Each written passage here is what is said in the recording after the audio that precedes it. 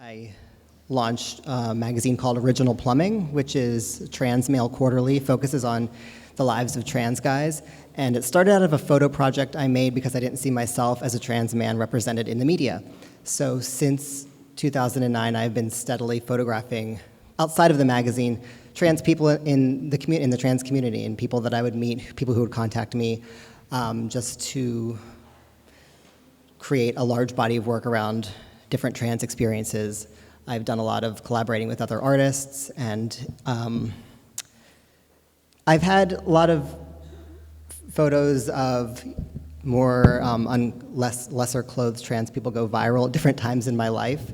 But what you're looking at right now is something that I took over the summer, which went extremely viral, but I didn't even realize it or notice until I got contacted for this, like just how viral it went. So you're looking at a photograph of two transgender models, Valentine, oh, you can go back to the first one, Valentine DeHing and Hari Neff, and I shot the image for the clothing brand And Other Stories, which is owned by H&M.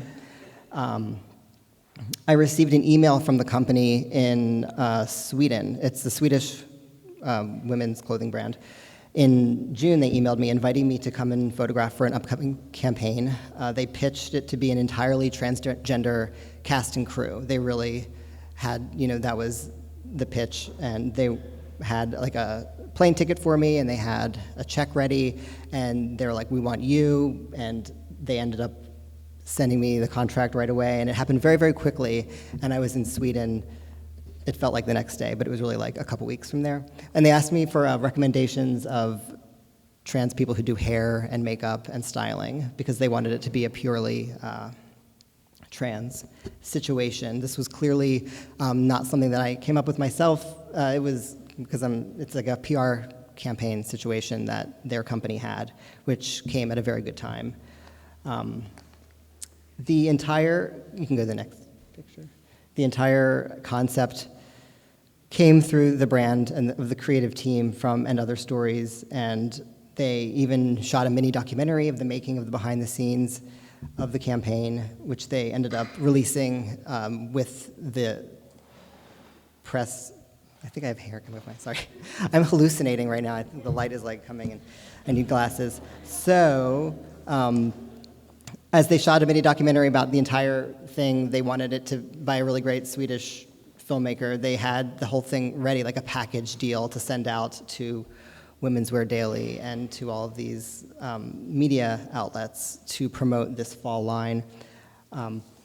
So you can do the next picture. By the time the campaign was released, it felt like it had been done so long in the past, and I was working at the time for a reality TV show in the costume department. I was working like 14-hour days, and I was also freelancing, doing art direction for Medium.com for a trans-specific series, because I'm often like, if it's a trans thing that a website wants to do, or they need like a trans photographer, I'm usually like contacted pretty quickly for that. So I knew that Women's Wear Daily was going to get the photos and run an interview, and from there it just really took off. You can do the next picture.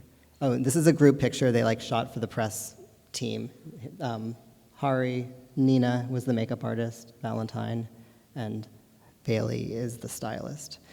So this is the picture that they included with promotional pictures from the shoot, and it was immediately picked up after Women's Wear Daily, picked up by Vogue and Time, Entertainment Tonight, and every outlet you can think of.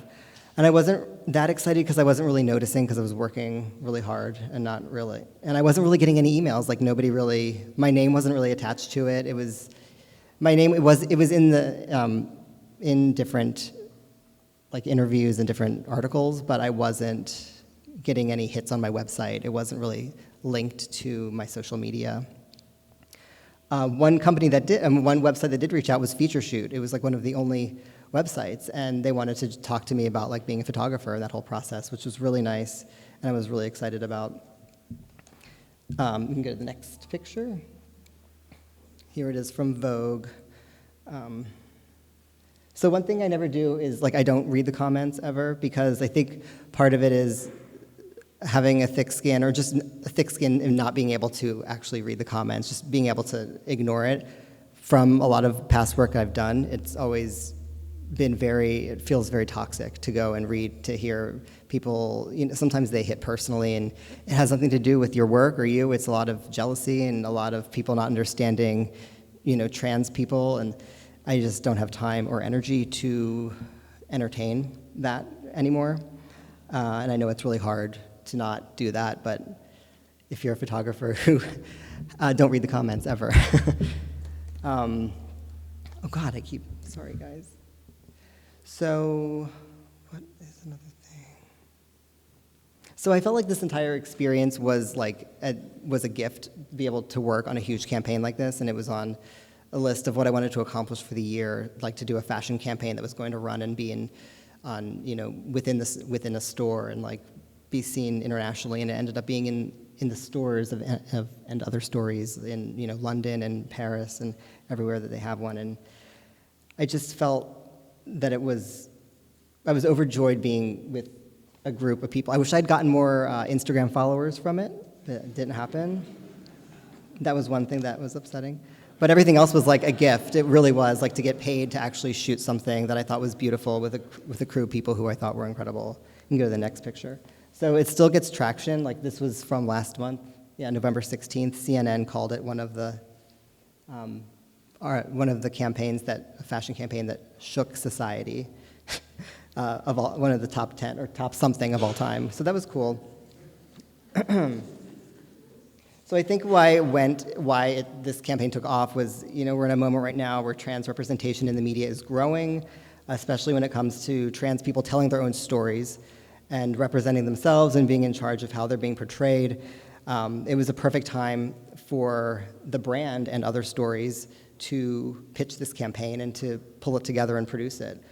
The day that I landed in Stockholm to shoot the campaign with the rest of the crew was the day that the Vanity Fair came out with Caitlyn Jenner on the cover, photographed by Annie Leibovitz. So it's totally the right moment for trans civil rights and visibility and trans respect and acknowledgement on, in a deeper level. I don't think that this campaign necessarily changed my career in a huge way, because I've just been steadily working and producing a lot of trans-specific content for years now, and this was just a really amazing moment for me, but it hasn't necessarily opened up any doors that were not there before. But again, I mentioned before the Instagram followers. I was upset about that. So we can go to the next. This was a Polaroid taken on the set, and so the original inspiration behind the Another Stories campaign, they told me, and this is the whole point of the shoot and what I care about more than anything, I guess, is that it came from the child of one of the creative people at the brand. Their mother has a young child who came to her expressing that she didn't identify with the gender she was born in, and that she was identifying as female, and she was living her life as a girl now. And the little girl right there, she visited us on set and wanted to meet everybody. She didn't speak any English, but went around to everyone and curtsied, and the mother introduced us, and it was just really touching, memorable moment for me, because we have, as a kid growing up, I didn't have anything to really look at to see a trans person in the media or anything. I couldn't open up a magazine or turn on the television and see someone where I was like, oh wow, that's someone whose gender, I didn't have the language even at that point. So now that there's TV shows where there's trans actors who are playing trans roles, or sometimes they're not even trans roles, they're just humans existing and they happen to be trans, and that's it. And so this is, this visibility for this campaign is created, I feel like, for trans youth, and it's one of the many spaces in the media where a young trans or gender nonconforming person can see one more example of themselves staring back at them. So I think that's the whole point behind it. Thanks.